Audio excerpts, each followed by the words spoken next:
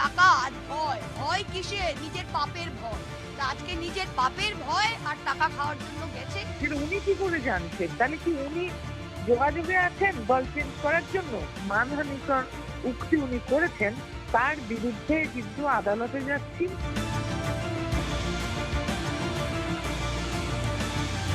এত বড় বড় কথা বলার কি আছে? এই করব এই করব, শুধু নিজের এমপি সার্টিফিকেটটা ফেরত দিয়ে যান মমতা দিকে।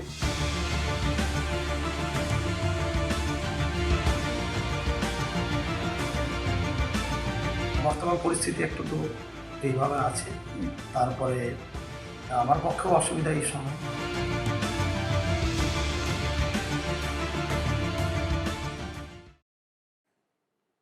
মহুয়া মৈত্রর বিরুদ্ধে আদালতে যাচ্ছেন 20 জন বিদ্রোহী সাংসদ। কাকলিদের বিরুদ্ধে কোটি কোটি টাকা লেনদেনের অভিযোগ করেছেন তৃণমূলের কৃষ্ণনগরের সাংসদ মহুয়া মৈত্র। তার দাবি, মহুয়া মৈত্রর দাবি, এই বিদ্রোহীরা ঘুষ নিয়েছেন।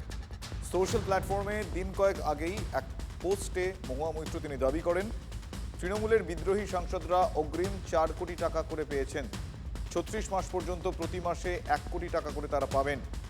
তার জেরেই কাকলি ঘোষ দস্তিদারদের সিদ্ধান্ত, মহুয়াকে জবাবটা তারা আদালতেই দেবেন বলে বলছেন। বিরূপ, বিদ্রুপ, অপমান, অসম্মান এবং জাতির স্বার্থ, দেশের স্বার্থ বিঘ্নিত করাটাই যার কাজ, যার জন্য তাকে বহিষ্কার করেছিল লোকসভার অধ্যক্ষ মহাশয়, তাকে নিয়ে আমার কিছু বলতে রুচিতে বাধে। দেশের মানুষ জানে যে দেওয়া নেওয়ার পরিবর্তেই এরকম কাজ তিনি করেছিলেন, এবং এখনো যে তিনি বলছেন একটা উৎকোচের কথা, একটা সংখ্যার কথা, সেটা উনি কি করে জানছেন? তাহলে কি উনি যোগাযোগে আছেন দল চেঞ্জ করার জন্য? কেননা যারা আমরা 20 জন সাংসদ দল বদলেছি, আমরা কিন্তু কেউ কোনো টাকা পয়সার লেনদেনে যাইনি, আমরা কিন্তু কোনো এই অঙ্কের কথা জানি না। আমরা অত্যন্ত দুঃখিত, বেদনাহত, এবং আমরা এই অবমাননাকর যে উক্তি উনি করেছেন, মানহানিকর উক্তি উনি করেছেন, তার বিরুদ্ধে কিন্তু আদালতে যাচ্ছি। আইন অনুযায়ী ব্যবস্থা নেওয়া হবে। 2-4 দিনের মধ্যেই ওনারা সেই চিঠি পাবেন। দেখুন, শুধু যে মহুয়া মৈত্র এই অভিযোগ করেছেন এমনটা কিন্তু নয়। একই অভিযোগ অভিষেক বন্দ্যোপাধ্যায়ও করেছেন।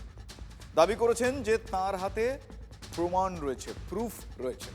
বিদ্রোহী সাংসদরা কি অভিষেককেও আইনি নোটিশ ধরাবেন?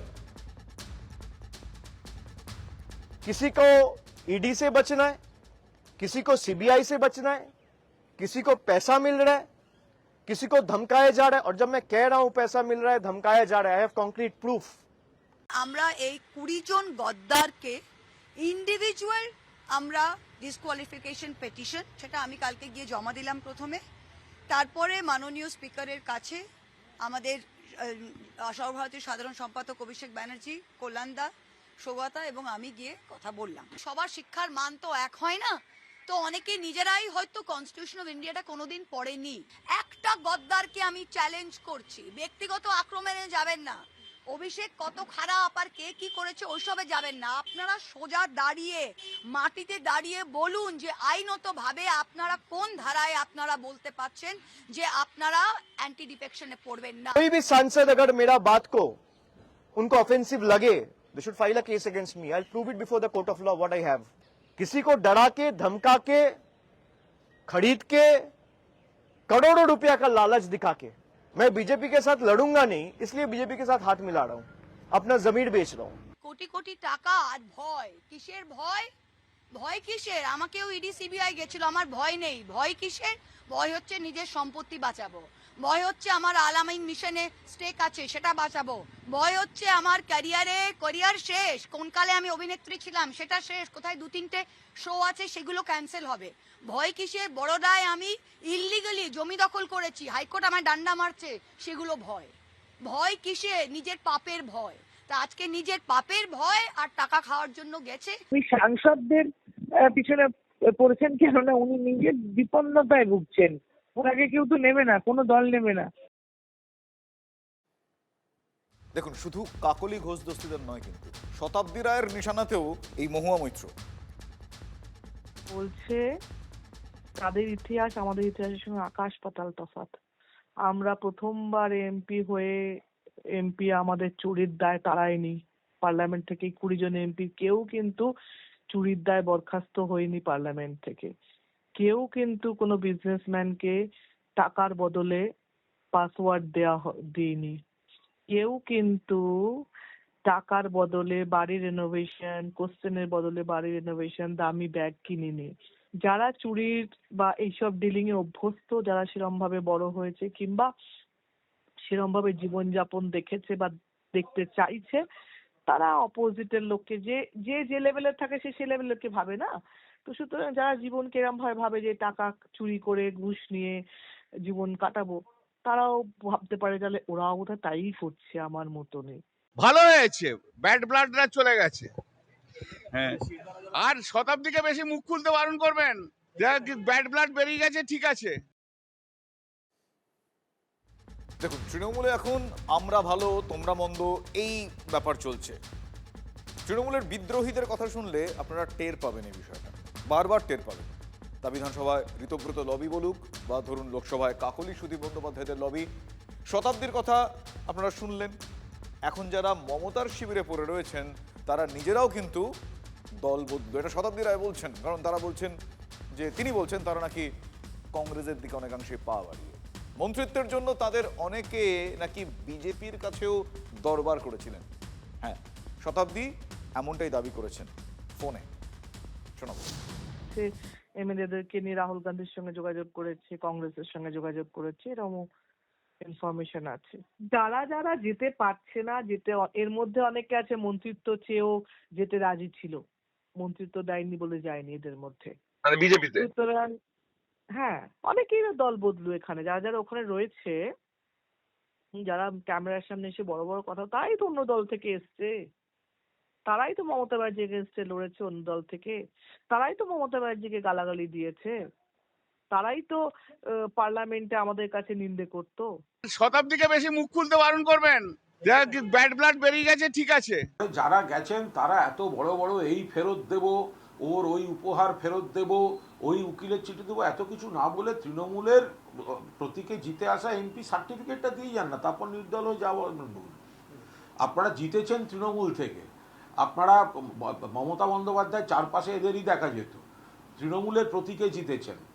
আবার দেখা যাবে হয়তো অনেকের ক্ষেত্রে খরচেও দেখা যাবে ইলেকশনে এরকমই সব নথি বেরোবে যে পার্টি আর্থিক সাহায্য করেছে ইত্যাদি ইত্যাদি। তাহলে এত বড় বড় কথা বলার কি আছে, এই করব, শুধু নিজের এমপি সার্টিফিকেটটা ফেরত দিয়ে যান মমতাদিকে, ভাই আমি আর এসবে নেই, আমি নির্দল হয়ে জিতে আসছি, এসে আমি আপনাদের বিরুদ্ধে লড়াই করব। এত কোর্টে যাব, ওতে যাব। তৃণমূল এইভাবে ভেঙে চুরমার হয়ে গেল, তাদের এই অন্তর্দর্শনটা করা উচিত বলে আমি মনে করি। কংগ্রেসকে খতম করতে গিয়ে, বামপন্থীদের খতম করতে গিয়ে তৃণমূল পার্টি এবং তার নেত্রী মমতা ব্যানার্জি যেমন নিজের বাস নিজেই নিয়েছেন, তাকে এখন ভুগতে দিন। ভালো হয়েছে, ব্যাড ব্লাডরা চলে গেছে। ভালো হয়েছে, ব্যাড ব্লাডরা চলে গেছে। আচ্ছা, কল্যাণের এই কোট আনকোট ব্যাড ব্লাড, এই ব্যাড ব্লাড শুধুই কি শতাব্দীদের উদ্দেশ্যে বলা, নাকি যারা বেরিয়ে যাচ্ছেন তাদের সবাইকেই তিনি উদ্দেশ্য করলেন এই ব্যাড ব্লাড, বাজে রক্ত বলে? ইটাহারের বিধায়ককেও কি তিনি সেই দলে ফেলবেন? বিধানসভায় আসল নকলের টক্করে ঋতব্রত বন্দ্যোপাধ্যায়ের শিবির রোজই কিন্তু পাল্লায় ভারী হচ্ছে, সেটা দেখা যাচ্ছে। শেষ পর্যন্ত কতজন মমতা বন্দ্যোপাধ্যায়ের শিবিরে পড়ে থাকেন এই মুহূর্তে সত্যি সেটা বলা খুবই মুশকিল। ইটাহারের তৃণমূল বিধায়ক মোশাররফ হোসেনও এবার ঋতব্রত শিবিরের দিকে পা বাড়িয়ে ফেলবেন। আগামী দিনে ঢুকবেন ঋতুব্রতের দলে? ওনাদের সঙ্গে কথা হয়েছে, নিশ্চয়ই দেখছি কোনটা কি হবে, সময় বলবো, নিশ্চয়ই বলবো, আপনারা জানতে পারবেন। কথা কাদের সাথে হয়েছে? কথা তো এখন বিধানসভায় যে সরকারিভাবে যে স্বীকৃতি বিরোধী দল, তাদের সঙ্গে কথা হয়েছে?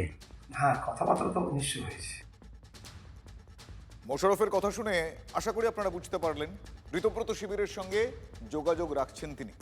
বিদ্রোহী শিবিরে নাম লেখাবেন বলেই কি তাহলে রবিবার তৃণমূলের সাংগঠনিক পদ ছেড়ে দিলেন? মোশাররফ হোসেনকে তৃণমূলের সংখ্যালঘু সেলের রাজ্য সভাপতি করেছিলেন স্বয়ং মমতা বন্দ্যোপাধ্যায়। রবিবার সাংবাদিকদের ডেকে মোশাররফ তিনি জানিয়ে দিলেন যে ওই পদে তিনি থাকছেন না, ইস্তফার কথা তিনি কালীঘাটে জানিয়ে দিয়েছেন। এটা বলছি আমি রাজ্যসভা মানে সংখ্যালঘু পদ আমি রাখছি না, আমরা আমি পার্টিকে বলেও দিয়েছি। বিভিন্ন জেলায় মানে ধরুন যারা সভাপতি ছিলেন 95% সভাপতি ইতিমধ্যেই আমাদের সঙ্গে মিটিং করে ফেলেছেন, 95%। বিধানসভাতেও অনেকে এসেছিলেন, আপনারা দেখেছেন। তো 95% সভাপতি মানে যারা এখন হয়তো নেই বা যারা এখন সভাপতি হলেন তাদের মধ্যেও তো পরপর সব পদত্যাগ চলছে। ন্যাশনাল এক্সিকিউটিভে নিলেন, বালুদা সব পদ ছেড়ে দিল। রবীন্দ্রনাথ চ্যাটার্জি বিধানসভায় এসে পদত্যাগ করলেন, এখন পশ্চিম বর্ধমানের সভাপতি বিধানসভায় এসে বসে আছেন। গুরুত্বপূর্ণ নেতা অভিজিৎ ঘটক তিনিও বিধানসভায় এসেছেন। আমরা বারবার যেটা বলছি যে সং আছে, গঠন নেই। আজকে যার নাম ঘোষণা হয় তিনি কালকে হচ্ছে সব পদ ছেড়ে দেন। যাদের নিচ্ছে অন্তত কনসেন্ট নিয়ে নিক, মানে এটা তো খুব মানে খেলো হয়ে যাচ্ছে ব্যাপারটা। আমি বলতে পারবো না, আমার সঙ্গে মোশাররফের মানে এই বিষয়ে কোনো কথা হয়নি, ফলে আমি এই মুহূর্তে কিছু বলতে পারবো না। উত্তর দিনাজপুরের 5 জন তৃণমূল বিধায়কের মধ্যে 4 জন আগেই ঋতব্রত বন্দ্যোপাধ্যায় শিবিরে নাম লিখিয়েছেন। ইটাহারের বিধায়ক মোশাররফ হোসেন তিনি মমতাপন্থী শিবিরে ছিলেন রাজনৈতিক জল মাপার জন্য। তাহলে কি তিনি এই মুহূর্তে যে অবস্থানটা নিচ্ছেন সেটাকে আমরা বলতে পারি যে ওই বলে না ধীরে চলো নীতি, সেই নীতি তখন তিনি নিয়েছিলেন। আজ তিনি যেটা জানালেন সেক্ষেত্রে সেই প্রশ্নটা কিন্তু প্রাসঙ্গিক হয়। তার তখনকার অবস্থানটা মানে ওই হাওয়া বুঝে নিয়ে একটা শিবির বদলের যে তোড়জোড়, সেই তোড়জোড়ে তিনিও পা মেলালেন। না হলে কেন মমতা নয় ঋতব্রত শিবিরকেই তিনি ভরসাযোগ্য বলে মনে করলেন? মানে মোশাররফের কথা বলছি। মমতা শিবিরে থাকলে বিরোধী দলের বিধায়কের স্বীকৃতিও তাঁর জুটবে না। স্পিকার ঋতব্রতকে বিরোধী দলনেতার স্বীকৃতি ইতিমধ্যেই দিয়ে দিয়েছেন। তাই কি তাঁর মানে মোশাররফের এই মুহূর্তে এই সময় দাঁড়িয়ে ভেবেচিন্তে এই সিদ্ধান্ত? বর্তমান পরিস্থিতি একটু তো এইভাবে আছে। তারপরে আমার পক্ষেও অসুবিধা এই সময়, তখন অনেকগুলো সুযোগ সুবিধা ছিল পার্টি করার, ক্ষমতায় থাকি বা এখন সমস্যাগুলো হচ্ছে, এখন বর্তমান পরিস্থিতি কর্মীদের সমস্যা হচ্ছে, আমরা ঠিক দাঁড়াতে পারছি না পাশে। 2 যে সেহেতু পদ নিয়ে থেকে ভালো না দাঁড়াতে পারলে বর্তমান পরিস্থিতিতে তো ওদের থাকা না থাকা একই ব্যাপার। সেই জন্য আমি এটা রিজাইন করেছি বা এই পদ নিইনি। নিজেও শারীরিকভাবে অনেকটাই সমস্যা আছে। আমি ইলেকশনের পরে আমি চিকিৎসার জন্য যেতে চেয়েছিলাম বাইরে, তো আমি যাব, বাড়িতে মা হজ করে এসছে, ওনারও শারীরিক অবস্থা ভালো না, সেই কারণে আর কি এইসব পদে থেকে আমি থাকছি না। দেখুন, মোশাররফের কথায় কোনো রকম ভনিতা নেই, কোনো রকম সুযোগ সুবিধা তিনি পাচ্ছেন না। 2 পদে থেকে যদি কর্মীদের পাশে না দাঁড়াতে পারেন, ঋতব্রত শিবিরে গেলে যে সুযোগের কথা মোশাররফ বলছেন, প্রশ্ন হচ্ছে সেই সুযোগ কি তিনি আদৌ সেখানে গেলে পাবেন? তেমন কোনো নিশ্চয়তা পেয়েই কি তিনি মমতার শিবির ছাড়ার সিদ্ধান্ত নিয়েছেন? এই প্রশ্নটা কিন্তু এক্ষেত্রে পরিস্থিতি প্রকট করছে। আজ মুখ্যমন্ত্রী শুভেন্দু অধিকারীর প্রশংসাও এই মোশাররফের কণ্ঠে শোনা গিয়েছে, যে কারণে প্রশ্নগুলো আরো দৃঢ় হচ্ছে। কাজ আমি তো মাননীয় মুখ্যমন্ত্রী, দেখুন আপনারা জানেন আমার পূর্ব পরিচিতি ছিল, আমাদের এই জেলার অবজারভার ছিল, ওনার অধীনে অনেকদিন পলিটিক্স করেছি এবং উন্নয়ন উনি আমাকে ওই সময়েও, উনি যখন মন্ত্রী ছিলেন তৃণমূল সরকারে, সেই সময় উনি অনেক উন্নয়ন আমার ইটাহারের জন্য দিয়েছেন বা উনি উন্নয়নটা ভালো বুঝেন এবং রাজনীতিতে উনি একজন ভালো মানে আমাদের কর্মীদের জন্য, আমাদের মাপের নেতাদের জন্য ভালো একজন লোক। তাহলে নিজের কেন্দ্রের উন্নয়নের জন্যই ঋতব্রত শিবিরকে তিনি বেছে নিলেন। মমতার শিবিরে থাকলে সেটা কি তাহলে হতো না? দেখুন, ঠিক কোন রাজনৈতিক সমীকরণ মাথায় রেখে এই মোশাররফের মতন বাকিরা বা অন্যান্যরা বলা ভালো তারা শিবির ছাড়ছেন, সেটা আমার পক্ষে বলা সম্ভব নয়। সেটা ওরা ভালো মতন বলতে পারবেন, কারণ ওদের মনের মধ্যে কি চলছে, ওরা কি কারণে সিদ্ধান্ত নিচ্ছেন, কি কারণে তারা মনে করছেন যে এই মুহূর্তে মমতা শিবিরের থেকে ঋতব্রত শিবির তাদের পলিটিক্যাল ক্যারিয়ারের জন্য, রাজনৈতিক ক্যারিয়ারের জন্য ঠিক হবে। তাদের মনের মধ্যে কোন কোন হিসেব নিকেশ চলছে, আমি কনসিয়াসলি এই হিসেব নিকেশ শব্দটা ব্যবহার করলাম, তারা সেটা বলতে পারবেন। কিন্তু মমতা বন্দ্যোপাধ্যায় কেন নিজের বিধায়কদের ধরে রাখতে পারছেন না, এই প্রশ্নটা আমি এড়াই কি করে? মানে কেন তিনি দায়িত্ব দিলেও তারাই একসময় বিশ্বস্তরা তার দিকে মুখ ফেরাচ্ছেন, তাকে বিশ্বাস করতে পারছেন না? ঋতব্রত সন্দীপন সাহারা এই জোর কোথা থেকে পাচ্ছেন সেটা কখনো তৃণমূল সুপ্রিমো মানে মমতা বন্দ্যোপাধ্যায় ভেবে দেখেছেন যে তাদের এই মুহূর্তে এই জোর, এই সাহস, এই দৃঢ় প্রতিজ্ঞ হওয়া, এই পদক্ষেপ করার সোর্সটা কি? আমি এখন সংখ্যাটা, এখন এগুলো তো সেপারেট চিঠি করতে হবে, করব। সংখ্যাটা 64 পেরিয়ে গেছে। কালকে বলবো হয়তো 65, কাল যখন সেই এমএলএ আসবেন তখন বলবো 65। স্বাভাবিকভাবে আমরাই তো তৃণমূল। ঋতব্রত হচ্ছে বালিশ চাটা মাল। সিপিএম থেকে ঘাড় ধাক্কা খাওয়া, লাথি খাওয়া, তৃণমূল থেকে আর এক রাউন্ড লাথি খাওয়া, এখন দাঁড়িয়ে আছে হ্যাট্রিকের মুখে। আমি একথা আগেও বলেছিলাম, যদি প্রয়োজন হয় ফ্লোর টেস্ট করলেই হয়ে যাবে, দুধ কা দুধ পানি কা পানি হয়ে যাবে। একটা নেমো খারাম যে দল থেকে জিতে গেছে, হাতের কালিটা এখনো যায়নি, সেই দলের পিঠে ছুরি মেরে ব্যাকডোর দিয়ে গ্যারেজে দাঁড়িয়ে থেকে বিরোধী দল নেতার চেয়ার নিতে গেছে। এ তো গেল এতক্ষণ ধরে যেগুলো আপনাদের বললাম যে তৃণমূল কংগ্রেস একদিকে মমতা বন্দ্যোপাধ্যায় মমতাপন্থী বা এই সময় বলতে হচ্ছে ঋতব্রতপন্থী, কিন্তু তৃণমূলে যে তহবিল, সেই তহবিল নিয়েও কিন্তু এই রাজনৈতিক দলটার অন্দরে মল্লযুদ্ধ রয়েছে। তহবিল বাঁচাতে এবার আইনি পথে হাঁটতে চলেছে কালীঘাট তৃণমূল, মানে মমতা বন্দ্যোপাধ্যায়ের শিবির। ইতিমধ্যেই তৃণমূলের 3টি অ্যাকাউন্টে 440 কোটি টাকা ফ্রিজ করে দেওয়া হয়েছে। ব্যাংকে অ্যাকাউন্ট ফ্রিজ করার চিঠি দেওয়া অরূপ বিশ্বাসকে শোকজ করেছিল তৃণমূল কংগ্রেস, সেই শোকজের পাল্টা তৃণমূলকে কড়া চিঠি পাঠিয়েছেন এবার অরূপ বিশ্বাস। চিঠি থেকে এটা স্পষ্ট, অরূপও কিন্তু মনে মনে বিদ্রোহী হয়েছেন। কালীঘাটের তৃণমূল এখন ফান্ড বাঁচাতে মরিয়া।